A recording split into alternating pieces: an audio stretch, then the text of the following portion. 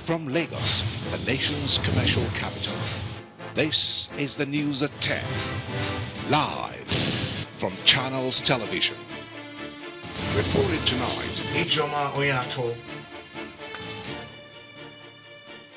Hello and welcome. Tonight, explosion rips through a crowded bus station in Abuja. At least 72 people confirmed dead.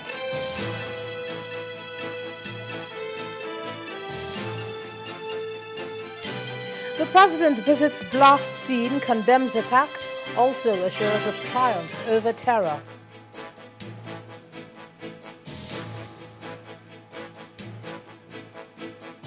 INEC reviews gender policy to accommodate more women in politics.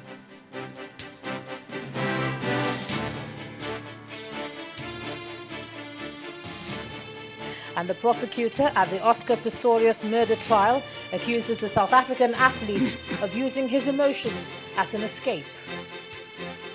On business news tonight, the Bank of Industry approves over 25 billion naira worth of loans to 968 enterprises in the first quarter of 2014. And on sports news tonight, the most decorated Olympian of all time, Michael Phelps, is coming out of retirement.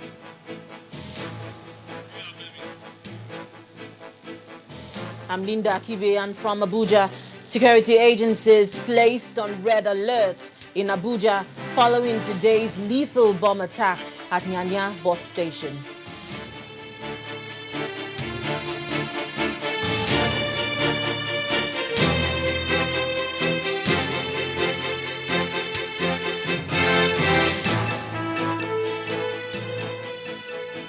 It's one of the most lethal attacks to strike the country in recent times. Now, today's explosion in Nyanya, Abuja, the Federal Capital Territory, ripped through a bus station, leaving over 72 people dead.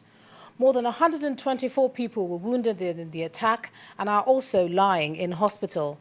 The explosion occurred during the early morning rush hour, leaving a 4-foot-deep hole on the ground of Nyanya Motor Park, 16 kilometers from the Abuja city center. About 40 vehicles were destroyed after their fuel tanks ignited. This is what is now left of Nyanya Motor Park, a settlement on the outskirts of the nation's capital, when a bomb exploded in the early hours of Monday. According to eyewitnesses, the device went off during the morning rush hour. This morning, my younger brother left home that he's coming to Nyanya Park because we have a shop in Nyanya Market here. So he come to the shop this early morning. So I was about to follow him to collect key. I was already on my way coming by this park here. The next thing was a bomb blast. Everybody was running. The innocent ones was dying up and down. I entered the vehicle. I collect my ticket. I entered because somebody says, let me just go and take water there. I don't know. I just step out, cross the other side there. I just hear boom. I said, what's happening? Before I know, I start people start running left and right. I can't even know the real vehicle that. I can't really know the vehicle. That's the plain truth. It's like a tanker, 2 tanker collapse and bomb. And so even the grass, one of my sister that she's at home, fire passed through her side. We've evacuated a lot of dead bodies, some half-ton and all that into different hospitals. We have placed a team. There's an assistant commander who is in charge of excursions to the hospitals. He's coordinating that. Spokesman for the police, Frank Mba, put the death toll at 71, 124 injured. So far, we have a total of 71 persons dead, 124 others injured. They are all receiving treatment at various hospitals within and around FCT Metropolis. As I earlier told you, 16 luxurious buses were touched and 24 other vehicles of assorted makes were equally damaged. At the Nyanya General Hospital, family members and residents gathered to sympathize with the injured and identify the bodies of their relations. The chief medical director of the hospital said over 75 people were brought to the hospital for treatment. Yes, we are giving the first aid management. for them. Those that have injuries, we're suturing and dressing and then taking. Those that require systemic approach, we call it threatening to them and take them away. As at about 75, 80, because we are moving them in tens. The ambulance vehicles only take approximately about 3. And at any particular time, we'll pull into the doctor. So give them approximately 70 thereabout. And a good number of them came in, they couldn't even say their names for identity. But we just have a card in their names. At the moment in the notebook, I have about 24, which are on ground now, but we're still moving. The bomb attack has been described by many as a dastardly act and a call on security agencies to step up their intelligence gathering to prevent further attacks of this nature across the country. Now, it was a visibly disturbed president that arrived at the scene of today's attack to see things for himself. Although saddened, President Goodluck Jonathan was unshaken in his resolve to do everything possible to triumph over the terrorists.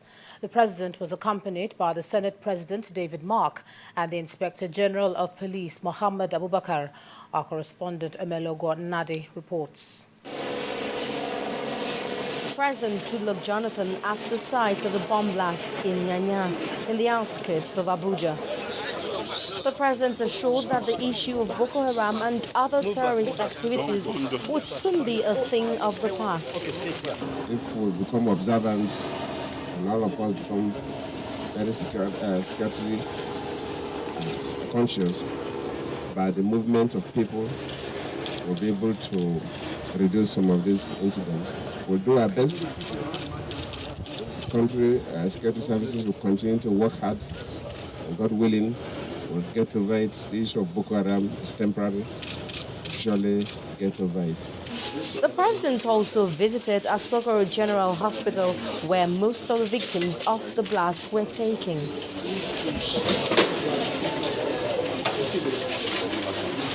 At the National Hospital, 46 persons are receiving treatment for different degrees of injuries, with 15 persons dead.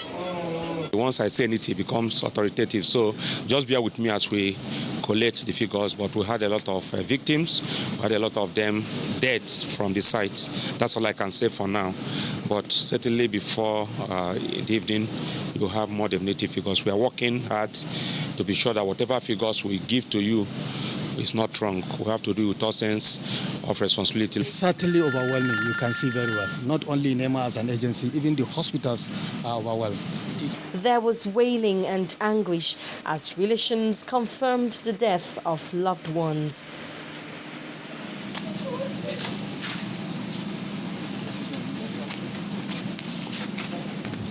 Many have condemned the bomb attack believed to have been carried out by Boko Haram. Nigerians look to security agencies to put an end to these dastardly acts of terrorist attacks on Nigerians. Omelogo Nadi, Channels Television News.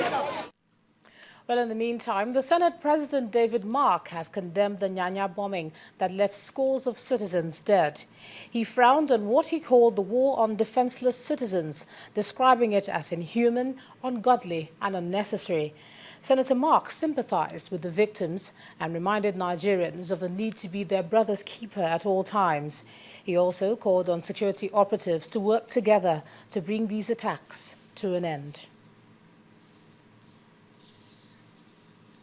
While the effects of the explosion in Abuja also reverberated in Ibadan, the Oyo State capital, where a minute's silence was observed for the souls of those who died in the incident.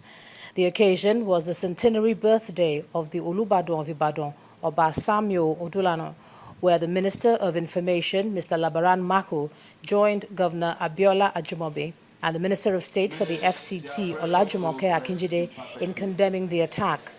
President Goodluck Jonathan was scheduled to be in the ancient city for the anniversary, but had to cancel his trip following the attack in the FCT.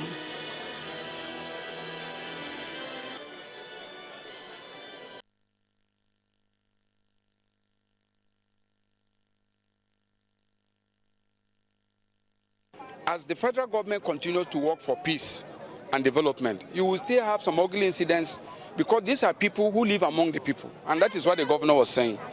What is required is vigilance among Nigerians because these people live in our midst to come and commit these heinous crimes.